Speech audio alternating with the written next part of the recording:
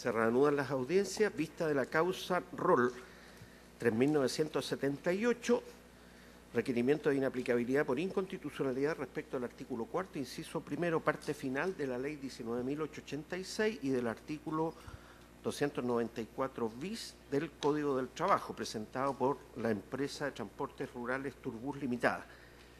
Tiene la palabra el relator don José Francisco Leighton. Muchas gracias, señor presidente. Fojas 1, con fecha 18 de octubre del año 2017, acciona de inaplicabilidad empresa de transportes rurales Turbus Limitada respecto de las normas contenidas en el artículo 4º, inciso primero, de la ley 19.886 de bases sobre contratos administrativos de suministro y prestación de servicios, así como el artículo 294 bis del Código del Trabajo, precepto que establece la imposibilidad de contratar con la administración a las personas naturales o jurídicas que en los 2 años anteriores hayan sido condenadas por prácticas antisindicales o infracción a los derechos fundamentales del trabajador o por delitos concursales establecidos en el Código Penal.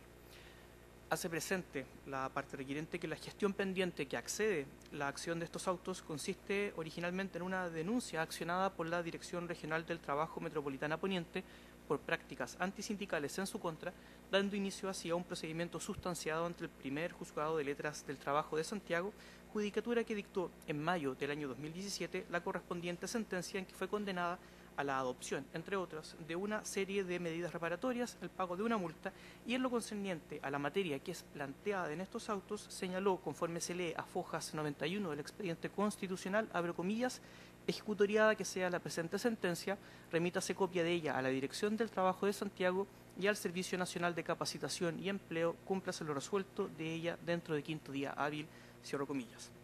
A su turno, en sede de nulidad, la Corte de Apelaciones de Santiago rechazó en el mes de agosto del año 2017 el recurso interpuesto por Turbus Limitada, accionando la actora ahora para ante la Corte Suprema en sede de unificación de jurisprudencia, lo que constituye la gestión pendiente en que se basan los autos constitucionales. Desde allí, el conflicto constitucional que somete al conocimiento, deliberación y resolución de esta magistratura constitucional señala que la normativa impugnada conforma un bloque normativo capaz de contrariar la Carta Fundamental. Hace presente que la naturaleza jurídica del precepto contenido en el artículo 4º, inciso primero, parte final de la ley 19.886 es una sanción que asigna una importante consecuencia jurídica, esto es, la prohibición de contratar con órganos de la Administración del Estado en caso de cumplirse el supuesto normativo que ésta contempla, cuál es la existencia de una sentencia condenatoria por prácticas antisindicales. Esta se trata de una sanción aplicada mecánica y obligatoriamente, no encontrándose establecida ni declarada en la sentencia condenatoria, pero que se concreta por medio de una inclusión en el registro que lleva la Dirección del Trabajo por orden expresa de lo dispuesto en el artículo 294 bis del Código del Trabajo. Esta sanción, agrega Fojas 11 del expediente, es consecuencia del ius puniendi estatal. Por medio de una pena se procura proteger determinados bienes jurídicos considerados relevantes para la sociedad, más las penas o sanciones deben adecuarse para ser legítimas a lo que la Constitución establece a través de sus normas y principios. Esta magistratura constitucional, comenta, ha señalado que los principios penales son aplicables al derecho administrativo sancionador, pero con matices, puesto que se trata también de manifestaciones del antedicho ius puniendi, que por medio del establecimiento de una pena procura proteger determinados bienes jurídicos considerados relevantes para la vida social por el legislador. Pero las sanciones aplicadas por la judicatura ordinaria o la administración deben conformarse a la Constitución. En detalle enuncia, en este respecto, el debido respeto a los principios de legalidad, tipicidad, proporcionalidad y razonabilidad, así como el debido proceso y la debida investigación y retroactividad, non bis in idem, presunción de inocencia, entre otras importantes. Comenta que la sanción que prevé esta normativa impugnada, desde dicho sedazo, no satisface el necesario estándar constitucional. Al concretarse de plano la sanción que prevé esta normativa, implica, comenta Fojas 13, una vulneración directa a lo que señala el artículo 19, numeral 3 de la Carta Fundamental. La sanción aplicada por expresa disposición legal es la consecuencia, bajo un sentido negativo, de un procedimiento que puede apreciarse como racional y justo y que concluye con la dictación de un fallo o acto administrativo que lo determine. Hay una aplicación indirecta pero automática de una sanción. Unido a lo expuesto, refiere que el procedimiento de tutela laboral no permite discutir ni la procedencia ni la intensidad de la sanción. Si bien, siguiendo la jurisprudencia de esta magistratura, se está en presencia de un debido proceso en la sustanciación de las causas sobre eventuales prácticas antisindicales en sede de tutela de vulneración de derechos fundamentales, la sanción indirecta que establece la preceptiva reprochada en estos autos no ha contemplado una formulación específica de cargos que permita eventualmente evacuar un traslado, presentar probanzas que permitan dictar eventualmente una sentencia en conformidad a una ritualidad procesal mínima. No hay posibilidad alguna de defensa para el infractor, quien no puede discutir la procedencia, intensidad ni duración de la sanción de inhabilidad, lo que es argumentado a fojas 15. Así, en necesaria consecuencia, expone la parte requiriente que la sanción impuesta no es consecuencia de una sentencia o resolución administrativa, sino que más bien la aplicación estricta de la ley, impidiéndose junto a ello la revisión de la misma al no constar en la dictación de una sentencia de estilo. Luego, y en segundo acápite, argumenta en torno también al principio de proporcionalidad el que es vulnerado en la especie. Enuncia a fojas 18 del libelo de inaplicabilidad que la sanción es desproporcionada en relación con la entidad de la lesión de los intereses jurídicos tutelados. La proporcionalidad que se integra al ámbito constitucional desde la prohibición general de la arbitrariedad, así como la garantía genérica de los derechos que prevé las bases generales de la institucionalidad que dan forma y cuerpo al Estado de Derecho, conforman un cuerpo uniforme que debe tomarse desde los artículos 6, 7 y 19 numerales 2 y 26 de la Constitución, generando siempre un límite al actuar del legislador o de la administración. En el caso concreto, la sanción carece de toda proporcionalidad, incluso en el evento de que el empleador repare el daño que pudo haber ocasionado con su negligencia. Se sanciona, conforme se lee de la norma contemplada en la Ley 19.886, a variadas y disímiles conductas, con un grave impacto: inhabilitar en la especie al empleador para suscribir contratos con la administración del Estado, generando un alto impacto económico y logístico en la empresa, con repercusiones en su capacidad de financiamiento y la posibilidad así cierta de mantener sus operaciones económicas. Por lo anterior, solicita que sea acogida la presentación en todos sus términos. Conferidos traslados de fondo a las demás partes de la gestión pendiente, así como los órganos constitucionales, a foja 197, con fecha 11 de diciembre de 2017, la Dirección del Trabajo evacúa traslados solicitando el rechazo del libelo de inaplicabilidad de fojas 1. Señala que el requiriente fue denunciado por incurrir en prácticas antisindicales, al no pagar horas extraordinarias, semana corrida, realizar actos de injerencia sindical y la consecuente pérdida de socios para la organización sindical de base. La Judicatura Laboral Ordinaria acogió la denuncia, condenó a la parte requirente y ello luego fue materia de un recurso de nulidad rechazado por la Corte de Apelaciones de Santiago, accionando ahora como gestión pendiente en que basa su inaplicabilidad de unificación de jurisprudencia para ante la Corte Suprema. Así, el propósito procesal de la gestión judicial pendiente no se condice con el requerimiento de inaplicabilidad basado en estos autos, en que el requirente no ha impugnado la constitucionalidad de la disposición que contempla el artículo 289 literal A del Código del Trabajo, que resulta ser la materia decisoria litis para la ya anotada gestión pendiente. En la especie, más bien, el requerimiento de inaplicabilidad deducido busca evitar un efecto no deseado de su propia conducta, ya que con el contenido de sus argumentos provoca una escisión entre la condena por vulnerar la libertad sindical y la inhabilidad para contratar con el Estado, como si se tratara, argumenta la parte requerida, de sanciones distintas y aplicadas en escenarios diferentes, cuando en la realidad se trata de una relación de principal a accesoria, en que es inseparable la aplicación de este reproche estatal en materia de contratación con el Estado en cuanto a la condena por prácticas antisindicales. En realidad, argumenta, lo procedente es que la requirente demuestre su inocencia en cuanto a incurrir en conductas contrarias a los derechos fundamentales y la libertad sindical de los trabajadores, para de esa manera evitar la sanción accesoria de ser considerada inhábil para contratar con el Estado. Así, esta no puede ser categorizada como una sanción de plano, conforme argumenta la parte requirente. Las sanciones accesorias no se bastan a sí mismas, sino que dependen de una principal, como en este caso ocurre con la sentencia que condenó por prácticas antisindicales a la parte requirente, de la cual depende la medida de inhabilidad de contratación, cuyo riesgo de aplicación el requirente pretende evitar con esta acción constitucional.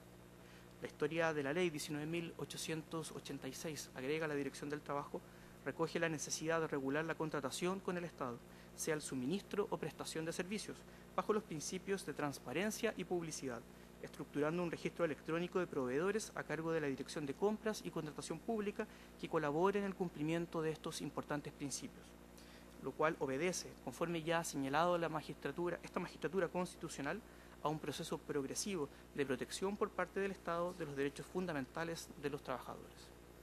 Así, en cuanto a la alegación centrada por la actora en torno a una eventual vulneración al debido proceso, expone que las garantías que inspiran el mismo fueron respetadas siempre en el caso concreto, desde el momento en que la sanción principal, consistente en la condena por vulnerar la libertad sindical de los trabajadores y la multa respectiva, fue la conclusión final de un procedimiento judicial legalmente tramitado. Por lo anterior, y ello bastaría para comprender que no es necesario legal ni constitucionalmente iniciar otro juzgamiento para determinar la aplicación de una pena accesoria, en el caso concreto la sentencia condenatoria fue el resultado de un procedimiento judicial que respetó siempre todas las garantías con que el ordenamiento jurídico entrega a la parte requirente y así como también para eventualmente argumentar la eventual inhabilidad para contratar con el Estado, como resultado accesorio de la decisión judicial. Es más, incluso agrega, la parte requirente en su libelo no ha indicado con precisión cuál eventual elemento del debido proceso habría sido conculcado, sino que basta solamente un mero repaso a los elementos enunciativos del caso. Por el contrario, en el proceso laboral de tutela por prácticas antisindicales llevado por el primer juzgado de letras del trabajo de Santiago, en que la parte requirente fue condenada por prácticas antisindicales, consta que tuvo la posibilidad de defenderse, de ofrecer e impugnar pruebas. Se sometió a un procedimiento de tutela laboral previamente establecido por el legislador ante un juez laboral predeterminado por la ley, con respeto a la bilateralidad de la audiencia y al derecho de emplazamiento, ejerciendo la práctica de recursos procesales, como el recurso de nulidad ante la Corte de Apelaciones de Santiago, en contra de la sentencia condenatoria por prácticas antisindicales, así como el recurso de unificación de jurisprudencia en que se basa la gestión pendiente. Luego agrega, en cuanto a que la medida de inhabilidad no habría sido establecida en una sentencia o resolución administrativa y que por tanto faltaría la intervención de la autoridad judicial, expone que fluye claramente que lo impugnado entonces debió ser el artículo 495 del Código del Trabajo, que regula el contenido obligatorio de toda sentencia judicial dictada en un procedimiento de tutela laboral al que se somete la denuncia por prácticas antisindicales. Luego, y en necesaria consecuencia, argumenta, el requirente afirma de forma abstracta normativa como la impugnada que resulta ser desproporcionada porque impone la misma sanción de inhabilidad a cualquier tipo de conducta, las que pueden ser muy diferentes entre sí porque entiende que existiría una desproporción. Pero dicha argumentación olvida que tanto el derecho a la vida como la libertad sindical son derechos que la Carta Fundamental consagra en favor de los trabajadores y cualquier lesión de los mismos reciban en el ejercicio de las facultades del empleador da lugar, precisamente, conforme a derecho, al procedimiento de tutela laboral, de acuerdo a lo que regula el Código del Trabajo. Esta protección, concluye, no reconoce ningún tipo de jerarquía entre los derechos fundamentales de los trabajadores protegidos, de manera que la conclusión comparativa entre derechos que plantea la parte requirente en su nivel de inaplicabilidad no tiene asidero ni en la Constitución ni en el ordenamiento legal. Por último, hace presente para este caso concreto que la medida creada por el legislador de disponer la inhabilidad para contratar con el Estado a todos aquellos empleadores condenados por prácticas antisindicales resulta proporcional para de este modo, conforme se tiene de la historia de la Ley 20.238, proteger con eficacia los derechos fundamentales de los trabajadores. Por todo lo anterior, solicita que sea desestimado el nivel de inaplicabilidad en todas sus partes. Concluye señalando, señor presidente, que traídos los autos en relación para esta vista, se han anotado en forma para alegar abogados por la parte requirente y la parte requerida. Bien, señor abogado, ¿tienen observaciones que hacer a la relación? No, a mi parte. Muy bien. Por esta parte tampoco. Muy bien. Entonces, por la parte requirente, Transportes Rurales Turbus, tiene la palabra don Sebastián Rodón y Palma, hasta por 20 minutos. Adelante. Muchas gracias, señor presidente. Con su venia, alego en representación de Transportes Rurales Turbus en estos autos sobre requerimiento de inaplicabilidad. Esta excelentísima magistratura ya conoce el tema que estamos tratando, se ha pronunciado en al menos 3 ocasiones en relación con esta disposición, con el artículo 4 de la Ley 19.886, y además ha conocido de 2 requerimientos adicionales cuya resolución todavía se encuentra pendiente. Y su señoría excelentísima, al contrario de lo que señaló el representante de la Pontificia Universidad Católica hace aproximadamente 6 meses atrás, creemos que existen buenos motivos para que se revise la línea jurisprudencial que se siguió hasta el momento. En resumen, estos motivos son, efectivamente, la sanción que se aplica, a lo menos en el caso concreto, es desproporcionada e injusta. Es una sanción que se aplica de plano y, por tanto, se vulnera el principio del debido proceso, o la aplicación del principio del debido proceso, y porque además esta sentencia es apta para producir un resultado que es contrario a aquel pretendido por el legislador con su imposición. Para iniciar este alegato, me permitiré, y como contexto, dar algunos antecedentes acerca de la empresa requirente, la empresa de Transportes Rurales Turbus. Turbus es la empresa de transporte interurbano de pasajeros más grande de Chile. Tiene aproximadamente 800 buses o máquinas. Y en ella trabajan al día de hoy 3.882 personas que se dividen entre conductores, tripulantes, mecánicos y personal de apoyo administrativo. De estas 3.882 personas, 2.446 hoy día se encuentran sindicalizados. Aproximadamente el 63% de los trabajadores de Turbus forman parte de alguno de los 10 sindicatos con que cuenta la empresa, ¿ya?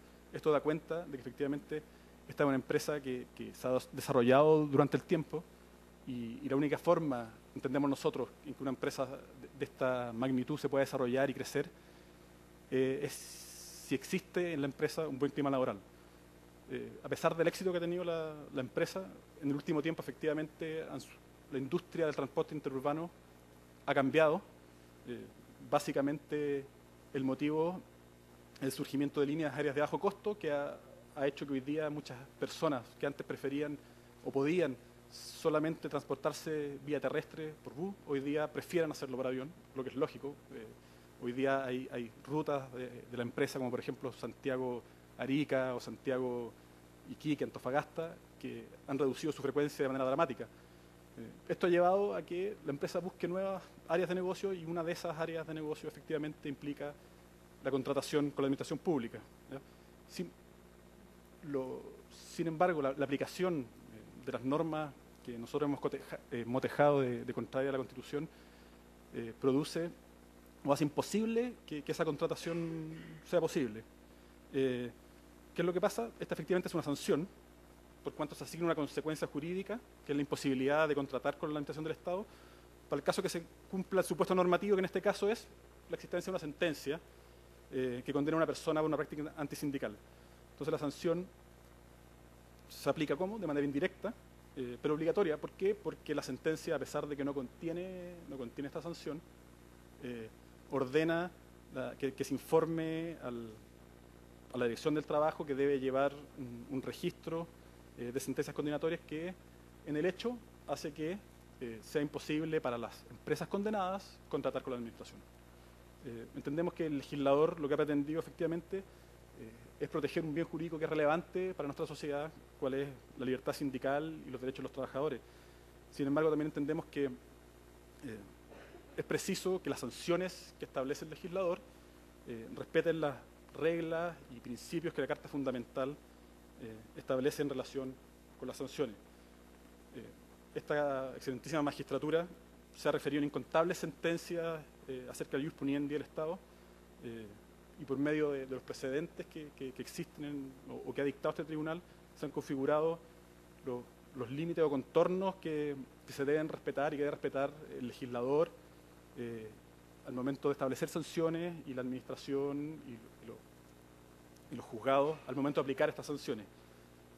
Por lo mismo, en esta instancia, en relación con este tema, simplemente me voy a limitar a recordar las palabras que la fallecida jurista Olga Feliu Segovia señaló a este respecto. Señalaba la señora Olga: aunque exista una dualidad de sistemas represivos del Estado, en ambos casos, por su unidad material, aunque el procedimiento sea distinto, se han de respetar estos principios de fondo. Es el mismo ius puniendi del Estado. Entonces, los principios conocidos generalmente como del derecho penal hay que considerarlos como principios generales del derecho sancionador. Y tales principios tradicionales del derecho penal se aplican en la esfera sancionadora administrativa. En este caso, nosotros efectivamente consideramos que se han vulnerado los principios que se aplican a la esfera sancionadora del Estado. ¿Y por qué?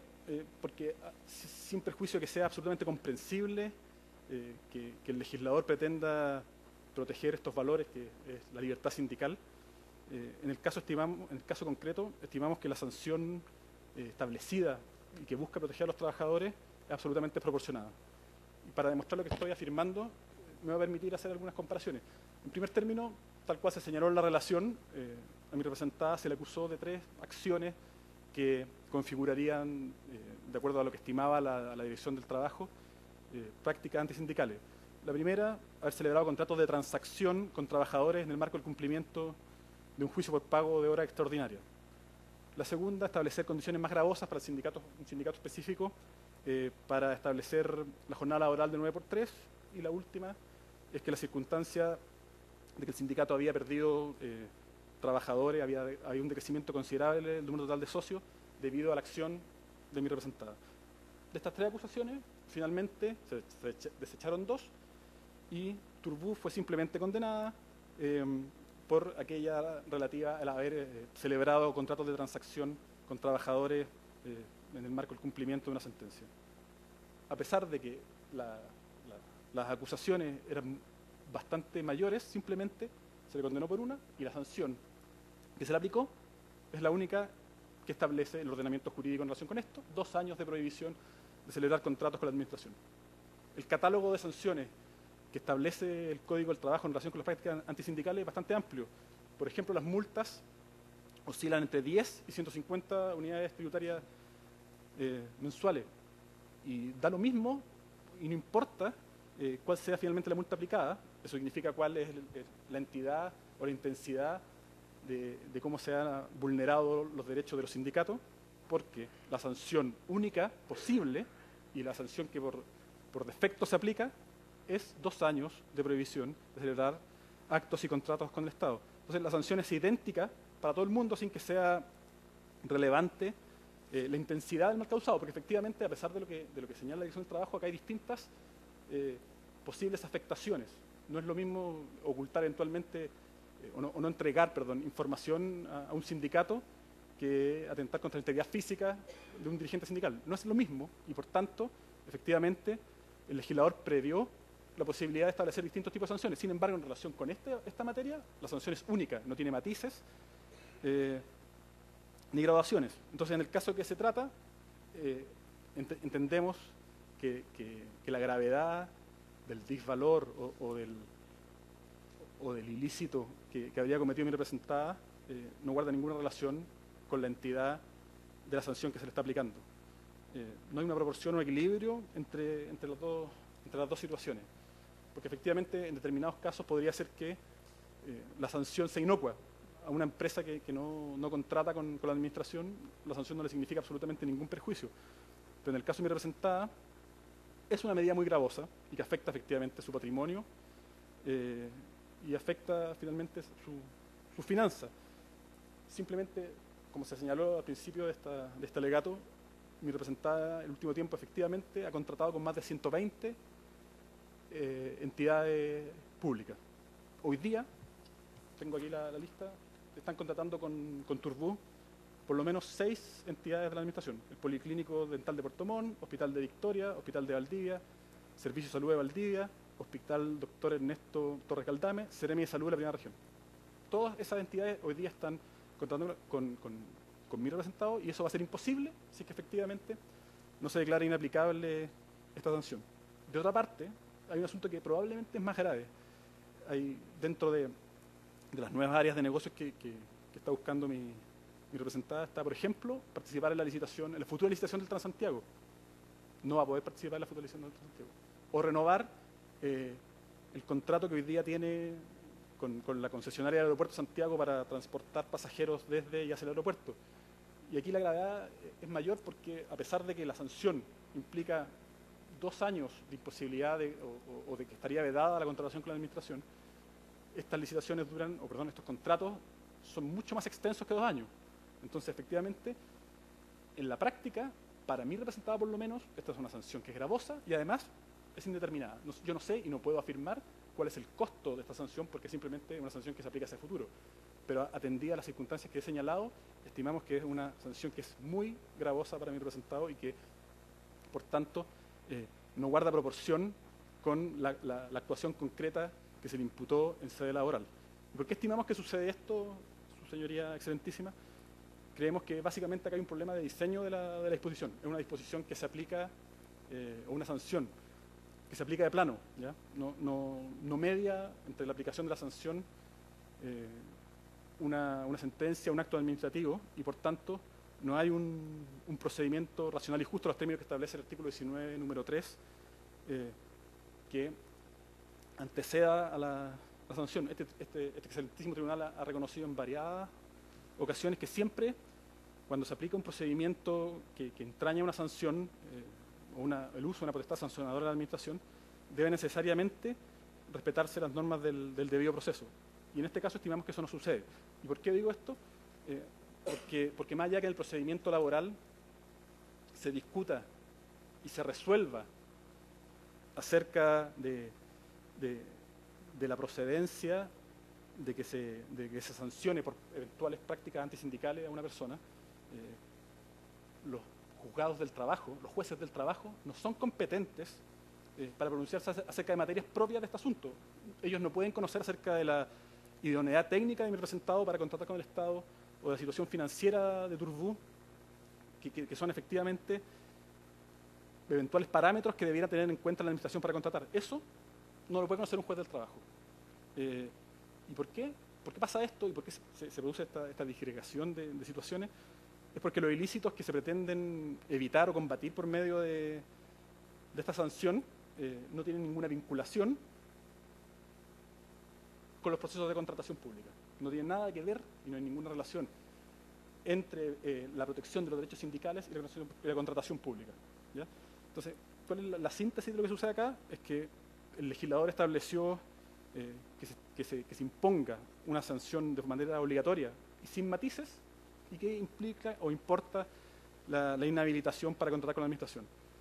Y esta sanción, al establecerse de esa forma, al estar diseñado de ese modo, no contempla la posibilidad de defensa de los acusados y además impide de manera absoluta la revisión de la sanción.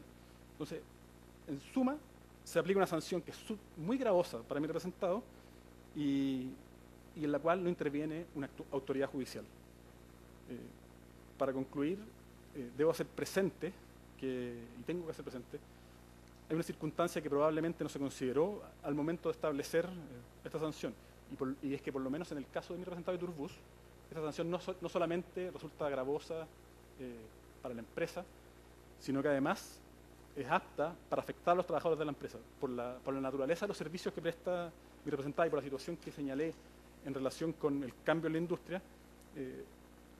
Los trabajadores que prestan los servicios en determinadas máquinas que son contratadas por el Estado, si esos contratos no se renuevan o no se celebran en el futuro, simplemente pueden perder su fuente laboral. Este es un efecto que probablemente, o sea, que es contrario al efecto que pretendía el legislador establecer esta sanción, pero que es obvio. Va a suceder de que si mi representado no puede celebrar contratos con la administración, es posible que esos servicios no se van a prestar y por tanto los trabajadores los puestos de trabajo no van a tener razón de ser.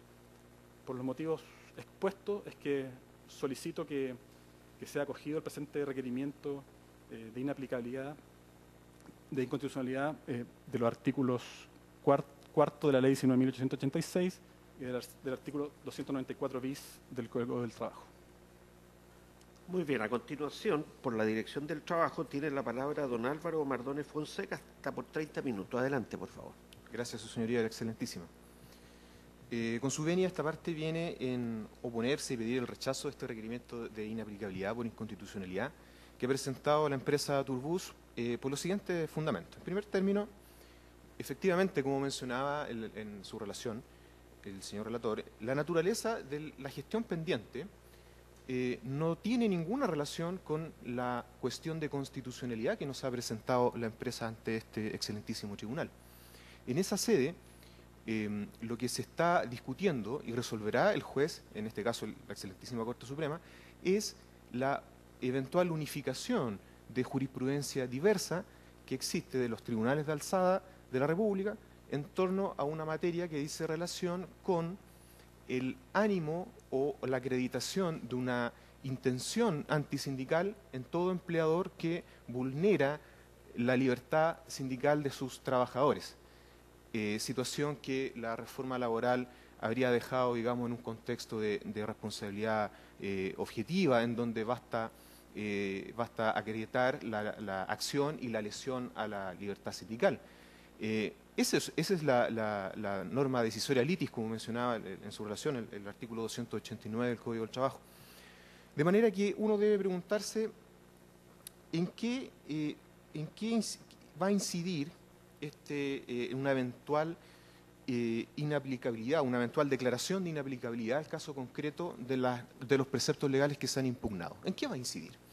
Bueno, lo que uno puede concluir es que efectivamente la empresa avisora un mal resultado en dicho proceso judicial, avisora que es inminente una sanción o una confirmación de su actuar antisindical. Por lo tanto, pretende, a través de este requerimiento, de esta acción constitucional, evitar los perjuicios y las sanciones que ya avisora. Pero esto es instrumentalizar esta acción constitucional, porque disfraza su intención a través de planteando una aparente cuestión de constitucionalidad, cuando en realidad esta cuestión de constitucionalidad no existe. ¿Por qué lo digo, su señoría excelentísima? Porque este análisis a que invita a realizar el requerimiento de inaplicabilidad debe ser hecho en concreto, no en abstracto. Y en concreto, el requerimiento de inaplicabilidad presentado es bastante pobre, por no decir, no presentó ningún argumento en concreto, en virtud del cual la medida de no contratar con el Estado, la medida de inhabilidad que establece la ley 19.886, puede afectar algún derecho fundamental. Entre los que él mencionaba es el derecho o libertad de iniciar una actividad económica, asunto que analizaremos más adelante. Por lo tanto, su señoría, ya esta incoherencia sobre la cual se construye la tesis de la contraria nos da señales de que en este caso debe ser rechazado el requerimiento de inaplicabilidad, porque en virtud además por el principio de deferencia hacia el legislador, en que aquí la ley es clara y al menos esta parte no entiende que exista una eventual aplicación inconstitucional de la norma al caso concreto. En relación al segundo argumento que nos plantea la parte contraria, que aquí existiría una sanción de plano, lo cierto es que aquí hay una confusión entre lo que es una medida de inhabilidad que resulta ser una sanción accesoria a la sanción principal. Por lo tanto, una sanción accesoria no se basta a sí misma, depende de la sanción principal. Y la sanción principal es efectivamente el haber sido condenado por prácticas antisindicales, por lesionar la libertad sindical en el caso concreto. Ahora, la idea que desarrolla la parte contraria en orden a entender que no se ha respetado las garantías del debido proceso en relación a esta medida de inhabilidad, bueno, como se decía en la relación, esa garantía del debido proceso ha tenido un respeto en la gestión judicial pendiente. Prueba de ello es que la parte contraria ha hecho uso de recursos judiciales, como el recurso de nulidad, el recurso de unificación de jurisprudencia, ha presentado pruebas, ha recibido asesoría jurídica, ha sido debidamente emplazada, etcétera. Es decir, no se observa aquí una vulneración al debido proceso. Por otra parte, la naturaleza de esta medida de inhabilidad, que resulta accesoria y aplicable a todo aquel incumplidor y vulnerador de la libertad sindical, efectivamente no requiere en este caso ni en ningún otro de un juicio aparte que respete las normas esenciales del debido proceso. Por lo tanto, si uno se da cuenta, específicamente de acuerdo a la tesis que plantea la contraparte, en el fondo esta es una invitación a resolver en abstracto una situación que podría resultar aplicable a cualquier empresa condenada por prácticas antisindicales en Chile. Pero lo importante es que en esta sede la parte contraria nos hubiera otorgado argumentos fácticos de por qué en este caso concreto la aplicación de esta norma de inhabilidad de contratar con el Estado resulta inconstitucional y por contener algún vicio de constitucionalidad. Por otra parte, su señoría ilustrísima, hay que además señalar que, tal como se mencionó al momento de evacuar el traslado de la admisibilidad, en el caso hipotético de que este tribunal decidiera efectivamente inaplicar las normas legales impugnadas al caso concreto, dicha decisión sería irrelevante por cuanto todavía quedan vigentes otras normas, y las voy a citar. Por ejemplo, lo que establece la ley de presupuesto desde el año 2018, 21.053 en su artículo 6º. Incisos 3º y 4º también establece esta prohibición de contratar con el Estado a toda aquella empresa que ha infringido normas laborales, derechos fundamentales. Por lo tanto, y la parte contraria no se hizo cargo de esta normativa, de este precepto legal. Efectivamente, el legislador ha entendido que es necesario dar protección y eficacia a los derechos fundamentales de los trabajadores en un proceso que podríamos decir que es de constitucionalización del derecho del trabajo y en donde se ha fortalecido lo que se ha llamado por la doctrina la ciudadanía de la empresa. Básicamente, entender que el trabajador, no por el hecho de prestar sus funciones y presentarse en un lugar de trabajo determinado, deja de ser una persona humana digna de derechos fundamentales. Asimismo, el artículo 5º del Código del Trabajo nos señala que las facultades del empleador encuentran un límite en las garantías constitucionales de los trabajadores. Por lo tanto, lo que subyace en todo el ordenamiento jurídico que ha intentado, que ha regulado esta especial protección de los derechos fundamentales de los trabajadores, guarda relación con este fenómeno, con entender que hay que dar eficacia al principio protector que da resguardo a los derechos y garantías de los trabajadores. Este principio protector, este mismo tribunal ha interpretado que constituye una norma o un principio de rango constitucional, ¿ya? De acuerdo a lo establecido en la causa Rol 1852 del año 2010. Asimismo, este tribunal entiende que las normas laborales son de orden público, de acuerdo también a lo que señala el Rol 1971 del año 2011. Ahora bien, si, como se decía, entendemos que este recurso requiere de un análisis en concreto, no en abstracto, de la cuestión o el vicio de constitucionalidad que se ha alegado, hay que preguntarse entonces, ¿cuál es la conducta, cuál es el comportamiento de la empresa Turbus a través de los años? Lo cierto es que uno se encuentra con una empresa que especialmente ha sido incumplidora, no solo de los derechos laborales, sino que de los derechos fundamentales de sus trabajadores. Tal es así que en el caso que constituye la gestión judicial pendiente, arriesga a ser condenada por quinta vez por vulneración de la libertad sindical.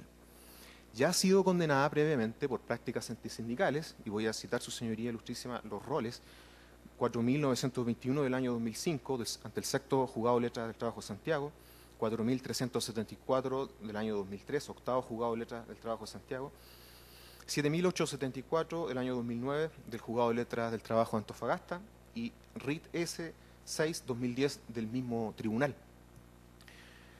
Por lo tanto, su señoría excelentísima, esto se trata de un comportamiento contumaz, reiterado en el tiempo. Entonces, efectivamente, la normativa de tutela laboral, en este caso por sobre todos los demás casos, requiere de esta medida de inhabilidad que también colabore a que los derechos fundamentales de los trabajadores tengan eficacia en el caso concreto. Por otra parte, la empresa Turbus, en el plazo de un año anterior a la presentación del requerimiento, fue sancionada por infracciones a la normativa laboral en 18 oportunidades. En solo un año, 18 oportunidades. Y 11 de ellas por infracciones a normativas de jornada de trabajo. Eso, entonces, su señoría excelentísima nos da cuenta de que hay un comportamiento contumaz de esta empresa. Y cabe preguntarse, entonces, bueno, ¿qué tipo de incumplidor es esta empresa? ¿Por qué incumple tanto? Lo cierto es que no se trata de una empresa pequeña, no se trata de una empresa que quizás ignora cuál es la normativa aplicable al caso o cuáles son los derechos de sus trabajadores. Esta es una empresa que ya ha sido sancionada reiteradas veces. Es una empresa grande que tiene un reconocimiento a nivel país. Por lo tanto, su señoría es bienvenida esta norma, esta medida de inhabilidad que le dé eficacia, como se decía en un comienzo, a los derechos fundamentales de los trabajadores. Ahora, en relación a que con la medida de inhabilidad de contratar con el Estado, estaríamos hipotéticamente, como afirma la contraria, ante una sanción de plano aplicada de forma automática y mecánica. Lo cierto es que esta argumentación ya ha sido rechazada por este excelentísimo tribunal en los roles acumulados 27-22 y 27-29 del año 2014 ante requerimiento de inaplicabilidad presentado por el Banco de Crédito e Inversiones, que también impugnó esta normativa de la Ley 19.886 del artículo 4. Su Señoría Excelentísima, además de lo planteado, hay que rechazar el argumento de que esta medida resulta desproporcionada al caso concreto.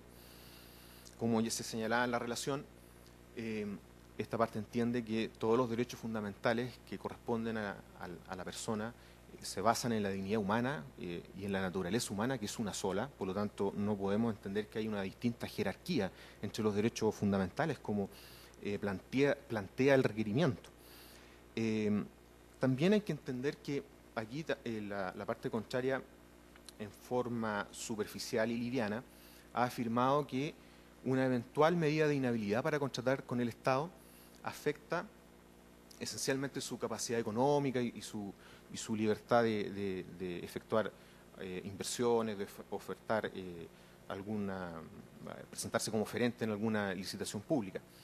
Pero lo cierto, Su Señoría, Excelentísima, es que los mismos dichos y afirmaciones presentes en el requerimiento y ahora confirmadas también por el colega, nos dan cuenta de que el efecto de inhabilidad, de la eventual medida de inhabilidad, solamente estaría afectando la operación en virtud de la cual Turbus traslada pasajeros hacia el aeropuerto. Y nos dice que en esa operación hay 16 buses, 16 máquinas involucradas y 48 trabajadores que participan en esa operación. De un universo total de máquinas que tiene de más de 700 y de un universo total de trabajadores de casi 4.000 trabajadores. Por lo tanto, en ningún caso podríamos entender que esta medida es desproporcionada, representa un impacto marginal, menos de un 2% de sus buses, menos de un 2% de sus trabajadores estarían involucrados en esta operación. El tema de que pretende la parte contraria ser oferente en el Transantiago no lo desarrolla, no lo explicó en su requerimiento, ahora se menciona, pero no podemos nosotros hacernos cargo de ideas planteadas de esa manera. Más aún considerando que de ninguna forma podríamos entender, como la afirma la contraria, de ninguna forma podríamos entender vulnerado el contenido esencial del derecho fundamental establecido en el artículo 19, número 21. Es decir, el derecho a ejercer un derecho, una iniciativa, una actividad económica. Por cuanto, aun cuando no se pueda contratar con el Estado, sigue siendo posible que la empresa requirente contrate con privados, desarrolle sus actividades y operaciones con normalidad con los privados. Y como veíamos, eso representa el mayor porcentaje de sus operaciones. Por lo tanto, no se afecta el contenido esencial, se está limitando quizás el derecho fundamental de esta forma, pero no se le está privando, no se está afectando su contenido esencial. Y el legislador, en virtud del principio de reserva legal, puede limitar los derechos fundamentales, sobre todo en base a los fundamentos que estamos dando. Y en este caso obedecen, de acuerdo al mismo mensaje de la Ley 19.886, es que pretende dar una mayor eficacia a los derechos fundamentales de los trabajadores. Pero también, Su Señoría Excelentísima, es importante señalar que aquí también subyace un tema de orden público económico, por cuanto la inhabilidad para todo aquel incumplidor de la normativa laboral y especialmente en base a los derechos fundamentales de los trabajadores, efectivamente pretende evitar el dumping social que puede generar que el Estado contrate en forma igualitaria entre empresas que sí cumplen con la normativa laboral, que sí son respetuosas de los derechos fundamentales, versus otras empresas como la contraria, que reiteradamente incumplen sus obligaciones laborales, sus derechos fundamentales.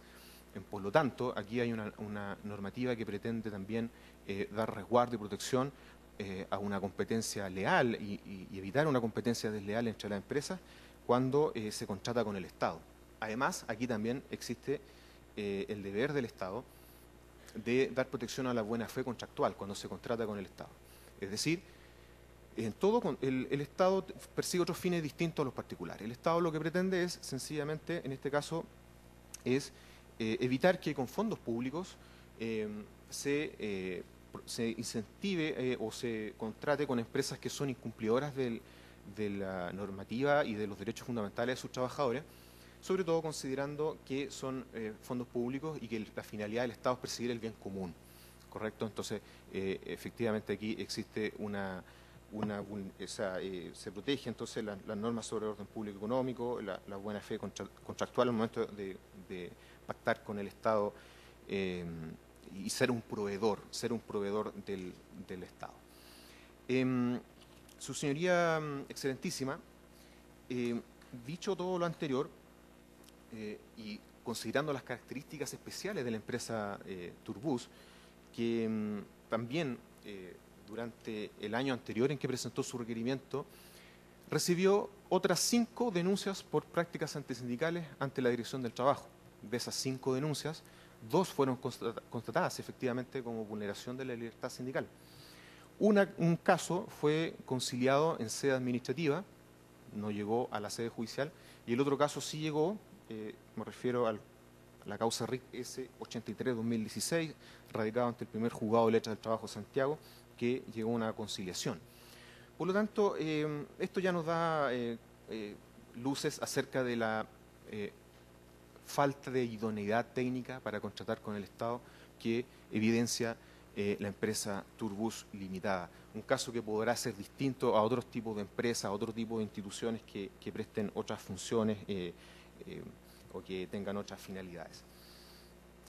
Su señoría excelentísima, entonces, considerando esto, hay que señalar que el legislador, en este caso, efectivamente supera el test de proporcionalidad que uno podría entender, ya dado que aquí hay una idoneidad, un fin legítimo que persigue el legislador de, como decíamos, dar una mayor eficacia a los derechos fundamentales de los trabajadores y también dar protección al orden público económico.